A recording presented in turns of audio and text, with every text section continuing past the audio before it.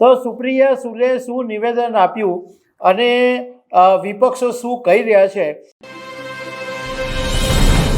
NCP શરદ પવારના નેતા, સાંસદ અને શરદ પવારના દીકરી સુપ્રિયા સુલે તાજેતરમાં એક એવું નિવેદન આપ્યું કે જેને કારણે ઇન્ડિયા ગઠબંધનની અંદર હલચલ મચી ગઈ.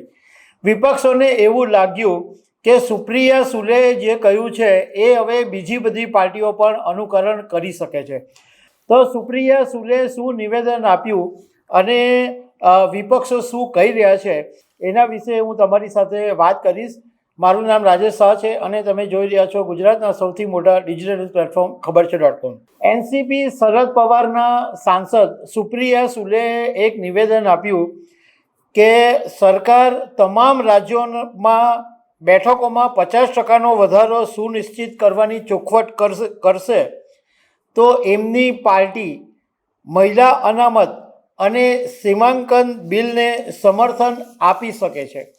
આ નિવેદન આપતાની સાથે ઇન્ડિયા ગઠબંધનમાં ભડકો થઈ ગયો, કારણ કે ઇન્ડિયા ગઠબંધન પહેલેથી જ આમ ભાગલા પડવાને કારણે અને સભ્યોના પક્ષપલટાને કારણે નબળું પડી ગયું છે.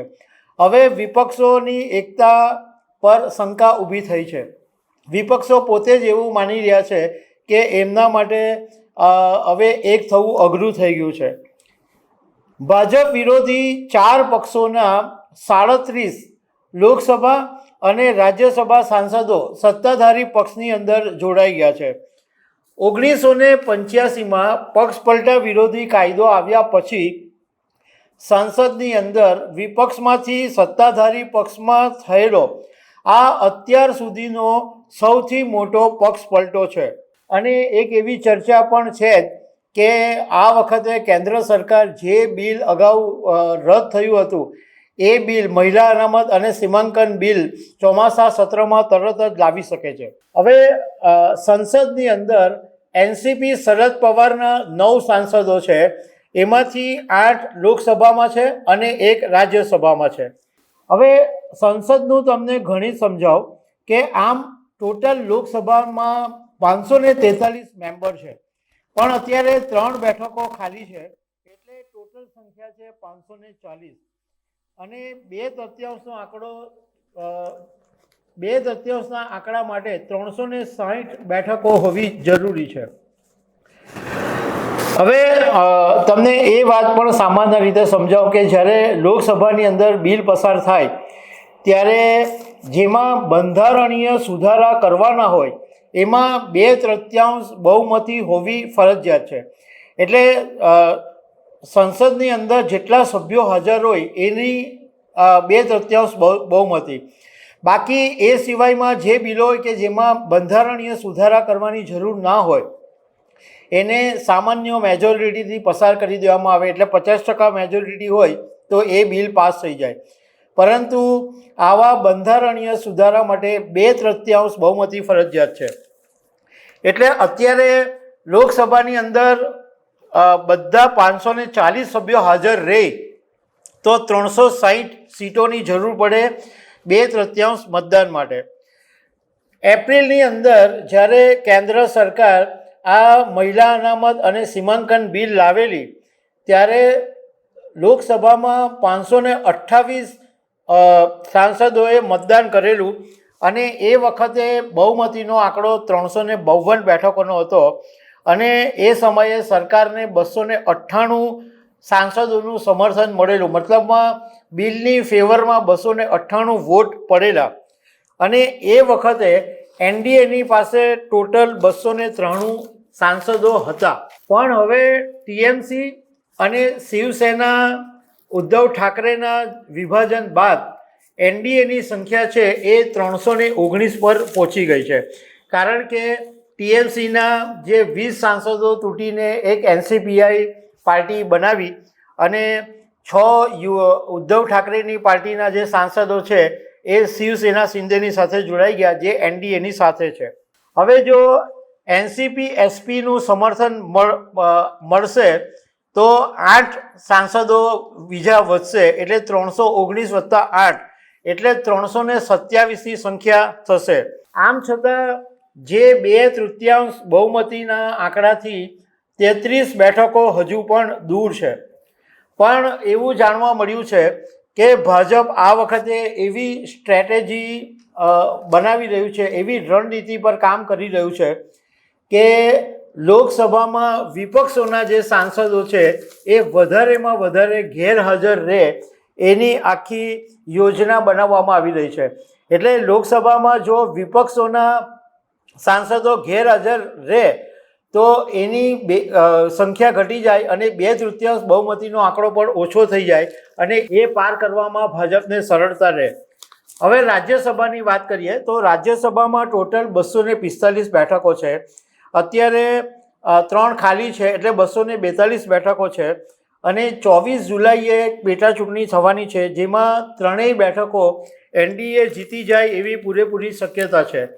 એટલે રાજ્યસભામાં 2/3 આંકડા મુજબ 164 થાય અને એનડીએની પાસે 155 બેઠકો છે જ.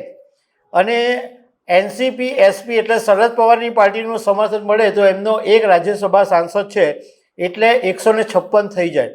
મતલબ કે રાજ્યસભામાં એનડીએને સમર્થન મેળવવું બહુ સહેલું છે, કારણ કે હવે 8 જ સીટ ઓછી પડે છે અને બંને ગૃહોમાં 2/3 બહુમતી સુનિશ્ચિત કર્યા પછી જ આ બિલ ફરીથી લવાશે એવું ભાજપના સૂત્રો કહી રહ્યા છે કે એવું કન્ફર્મ થઈ જશે કે 2/3 બહુમતી મળી છે એ પછી જ આ બિલો લોકસભા રાજ્યસભાની અંદર રજૂ થઈ શકે છે. 20 જુલાઈએ ચોમાસું સત્ર શરૂ થાય એ પહેલાં લોકસભાના સ્પીકર ઓમ બિરલા ટીએમસી અને યુબીટીના અલગ થયેલા જૂથોને સત્તાવાર માન્યતા આપી શકે છે એવું પણ સૂત્રો પાસેથી જાણવા મળ્યું છે. હવે વિપક્ષો એવું કહી રહ્યા છે કે સુપ્રિયા સુલેની જે ટિપ્પણી છે એનો હેતુ માત્ર પોતાના પક્ષના સાંસદોને સંદેશ આપવાનો છે, કારણ કે તાજેતરની અંદર જ્યારે ઉદ્ધવ શિવસેનાના 6 સાંસદોને તોડી પાડવામાં આવ્યા એટલે એનસીપી શરદ પવારને પણ ગભરાટ ફેલાઈ ગયો કે એમના સાંસદોને પણ ક્યાંય આ ભાજપવાળા તોડી નહીં નાખે. અને એનો જે પાળી પહેલાં પાળ બાંધવાનું જે કામ હતું એ શરદ પવારે તાજેતરમાં જ કર્યું અને તેઓ અચાનક શિંદે શિવસેનાના ઘરે પહોંચી ગયા હતા. એટલે ત્યારથી જ એવું માનવામાં આવતું હતું કે શરદ પવાર આ વખતે એનડીએને સમર્થન આપી દેશે અને એના 2 દિવસ પછી જ સુપ્રિયા સુલેનું નિવેદન પણ આવી ગયું. એટલે વિપક્ષોનું કહેવું એમ છે કે માત્ર સાંસદોને કહેવા માટે સુપ્રિયા સુલેએ નિવેદન આપ્યું છે કે તમારે એનડીએમાં જવાની જરૂર નથી, આપણે સમર્થન આપી દઈશું. અને સાથે સાથે વિપક્ષોને એવો પણ ડર છે કે આ જે સુપ્રિયા સુલેની જે વિચારધારા છે એ જો સમર્થન આપી દેશે તો પછી બીજી બધી જે વિપક્ષી પાર્ટીઓ છે એ પણ સમર્થન આપવા માટે વિચારી શકે છે, તો ઇન્ડિયા ગઠબંધન વધારે નબળું પડી શકે છે. હવે લોકસભામાં 33 સીટો અને રાજ્યસભામાં 8 સીટો ખૂટે છે. એના માટે એનડીએની પાસે ઘણા બધા વિકલ્પ પણ છે. એક તો સમાજવાદી પાર્ટીના સારા એવા સાંસદ છે, જેએમએમ ઝારખંડ મુક્તિ મોરચાનું છે, આ ઉપરાંત ડીએમકેના 22 સાંસદો છે. તો જો ડીએમકે સમર્થન આપી દે, સમાજવાદી પાર્ટી સમર્થન આપી દે અથવા એમના સાંસદોને તોડી નાખવામાં આવે તો પણ એમના માટે બહુ ઇઝી છે કે એટલી બહુમતી મેળવી શકે એમ છે. જ્યારે એપ્રિલ મહિનામાં આ બિલ પાસ નહોતું થયું ત્યારે કોંગ્રેસનું આ બધી પાર્ટીઓ પર દબાણ હતું, પરંતુ આ વખતે આરજેડી, ડીએમકે, સપા, જેએમએમ આ બધી પાર્ટીઓ કોંગ્રેસને સમર્થન આપવાના મૂડમાં દેખાતી નથી.